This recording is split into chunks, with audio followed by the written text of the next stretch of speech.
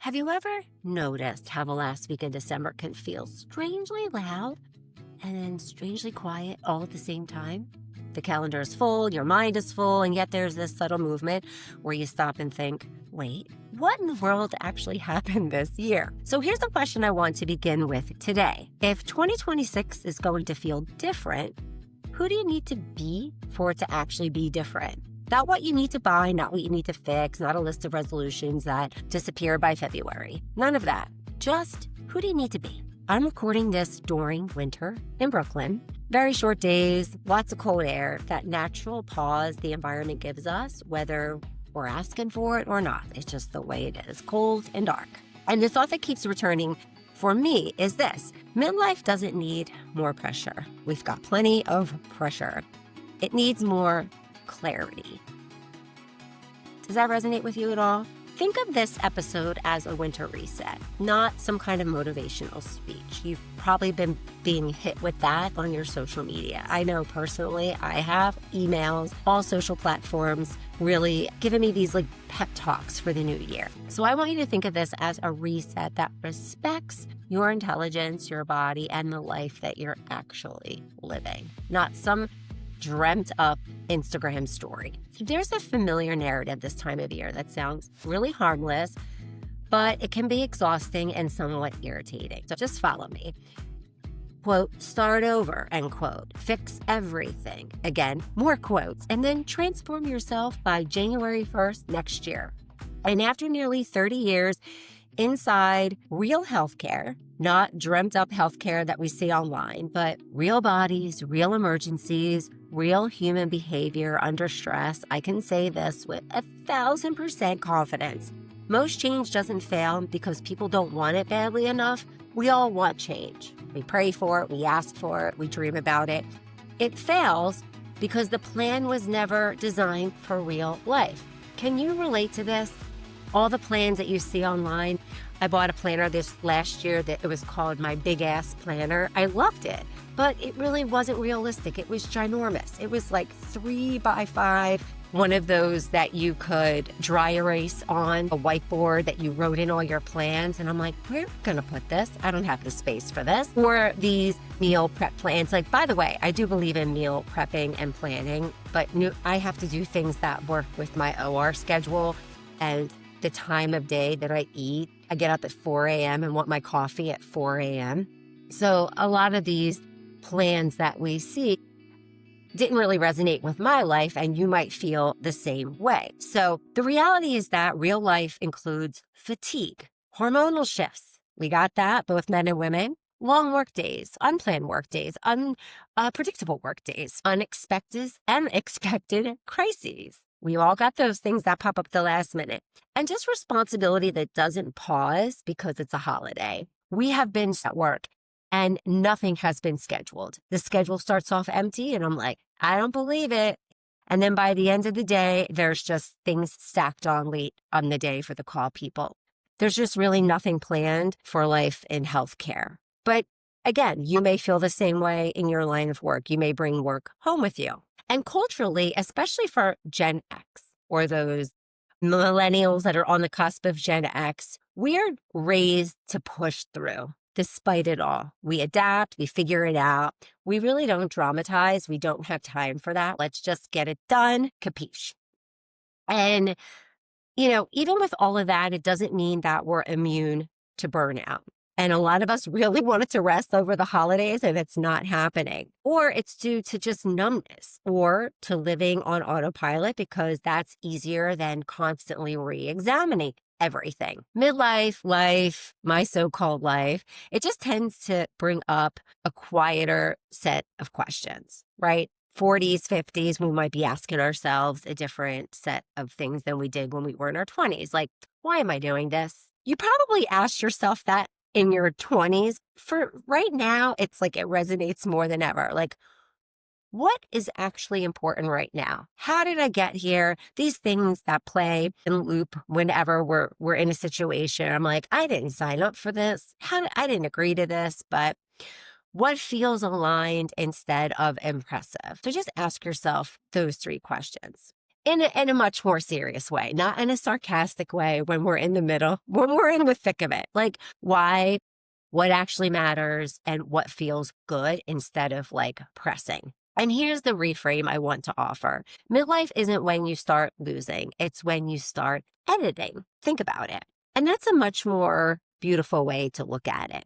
Editing what drains you. Just edit that out. Edit what no longer fits. Edit choices made from old wounds, traumas, instead of our core values. I was reading something that's basically, it stemmed around making decisions around feeling good, not trauma. But it was more eloquently said. And that's not a crisis, that's discernment. That's deciding, that's getting granular, and that's advantage. That's the wisdom that we have in midlife. We can step back, think, what didn't work in the past, and then go from that vantage point. So let me ground this in real time. So this past week after work, I was so tired on Friday night. I forgot to put my groceries away. Now, I wasn't cute tired, I need a spa day tired. No, this kind of tired that really doesn't hit me often, but when it does. I had a very long, unplanned day at work. I just wanted to get home. I stopped at the grocery store because I didn't want to have to do it the next day. I get home, let my dog out, and I take care of him because he was a priority because he was cooped up, got him fed, took a shower, fell asleep. The next morning, I woke up to get my half and half to make my coffee. And I'm like, where's my half and half? I look over at the front door, and there are my bags, still full of my groceries from Whole Foods. And if you know, because Whole Foods is not cheap. And there are all my groceries that I had to throw away because I didn't put them in the refrigerator.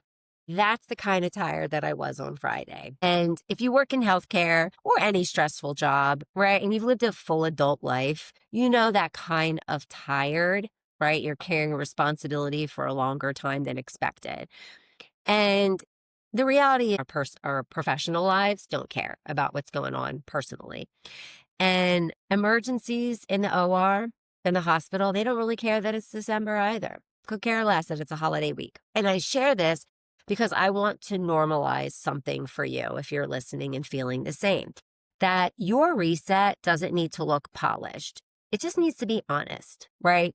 Getting honest. This reset for me, it has not really been aesthetic. It's been pretty practical. And I've been thinking in layers, like mind, body, spirit, environment. I go through like the pillars of life. And not because I'm trying to become, quote, a better person, but because I am protecting the version of me that functions well and feels like myself, like my boundaries. I know what I need to be at optimal performance. I'm not even aiming for peak someday. I'm like aiming for optimal. And I realized something really basic on Monday. I had a doctor's appointment. I'm not drinking enough water because I've been in work long days.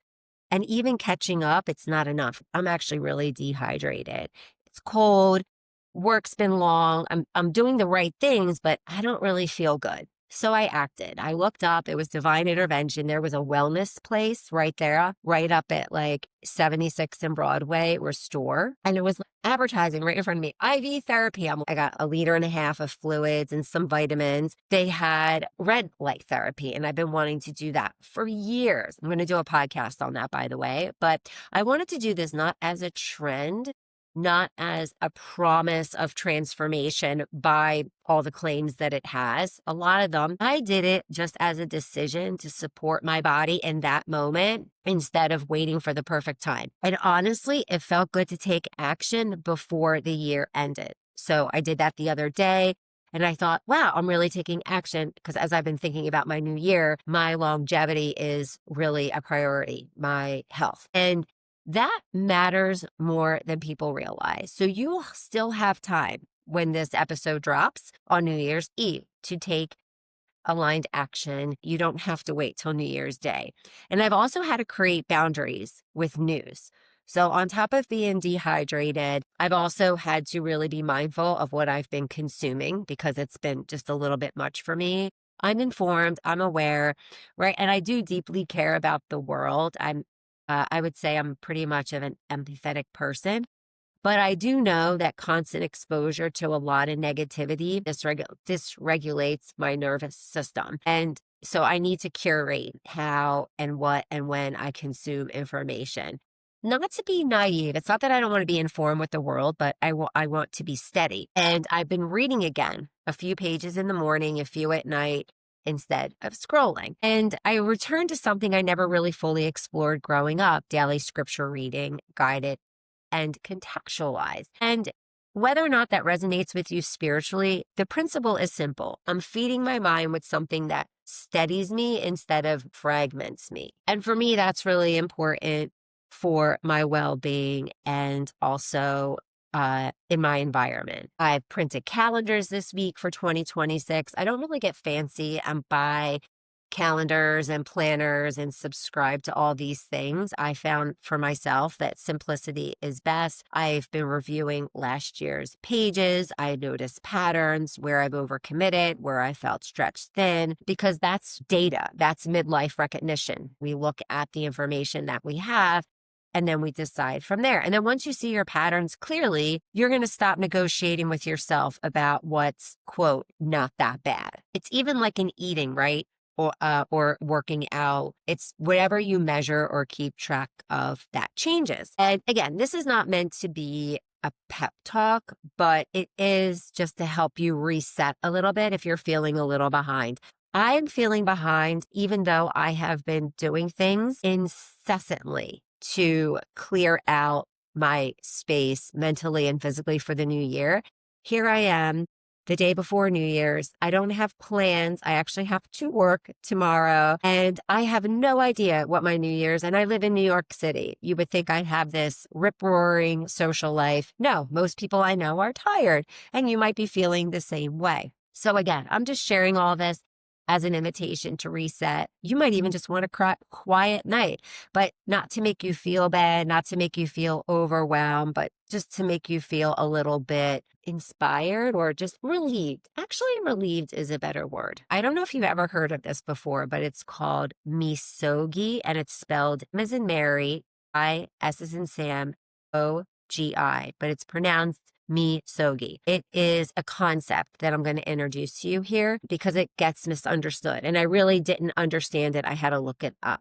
And it can sound abstract or extreme. So I'm just going to simplify it a little bit. In its original context, misogi comes from a Japanese tradition centered on clearing and renewal, often using water as a symbol of washing away what no longer serves you. You might have seen like purification ceremonies and things like that. Again, this is not to be overly religious or spiritual. I'm just sharing with you this concept that a lot of influencers were talking about. But in modern practical terms, especially for us for midlife, misogi is one intentional stretch you choose for the year that asks a little more of you than what's comfortable. It's not a reckless, it's not performative, it's not something that you're going to do to impress anyone. A true misogi has 3 qualities. First, it's personally meaningful. Now stay with me here. So it's going to connect you to who you're becoming, not who you were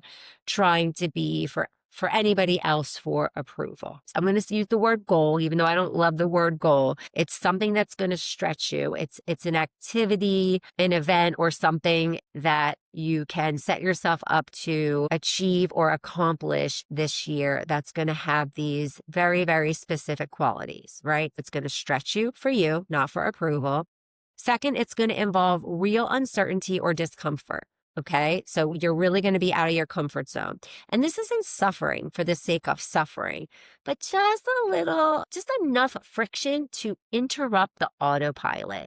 Things that we just do, that could be going to the gym. It's mixing it up a little bit, adding something into your everyday life that is going to, like I said, make you feel a little uncomfortable. And third, it's going to change how you see yourself afterward. That is the key. Even if it's imperfect, even if it's quiet, it could be learning a new language. It could be just reading some kind of material that's specifically challenging for you. It could be anything that's going to stretch you as a person. right? Whether it's fitting it in your schedule, who do I have to step up to be to do this task? And what does it look like on the other side? I know I'll say public speaking because that could be scary for a lot of people, whether it's at your work, and it doesn't even have to be for work. You could do this for yourself, learning a new language. I think I said that. Picking up a new sport. I know a lot of people midlife doing communal activities. Pickleball is a thing, some kind of club sport that, again, that you're learning with a beginner's mind. So that's what a misogi is. If you might want to look that up, but it's a very beautiful way of stretching yourself without feeling performative or anxiety. And you don't even have to tell anybody. This could be for you. And it's not about winning anything. It's just about recalibrating your internal compass. Again, getting out of your comfort zone. Yes, it can be physical. It can be creative. It can be relational or deeply internal. It can be any of these things as long as it's who you are now and then who you are at the other end is completely different. And often the most powerful ones don't have an audience at all. A lot of people believe in telling people for accountability, but I'm going to say I rethink that. Sometimes I do things quietly until I pick up momentum and then I tell someone until like the habit has set in because, sometimes there's people that, let's be frank, sadly, they're going to want to rain on your parade. I hate to say it, but even in January when people are goal setting. So when I talk about misogi here, I'm not suggesting you add pressure to your year. I'm offering as kind of an anchor, like that one big stretch that keeps you oriented when your motivation fades. And I work with many mentors who actually use this framing, but they don't use this Japanese term, but they call it desire or an extraordinary goal. But it's just that one thing that you want to accomplish this year. And then, like I said, all the other things will follow. And, this approach has consistently held up because it respects human behavior. You're going to just start with one thing, not 10. And then that helps with overwhelm. And then you're going to reverse engineer from there. You're going to work backward, right? Who do you need to be to live that out? What experiences are going to reinforce that identity? And what habits are small enough to build and then meaningful enough to compound? Like, for instance, I know this time of year we tend to want to add and do a lot of things. But I started thinking about it, and I'd say it takes about 3 months to really, truly form a habit. So maybe you stack. So the first 3 months, you do one habit, and then you stack on at the other habit.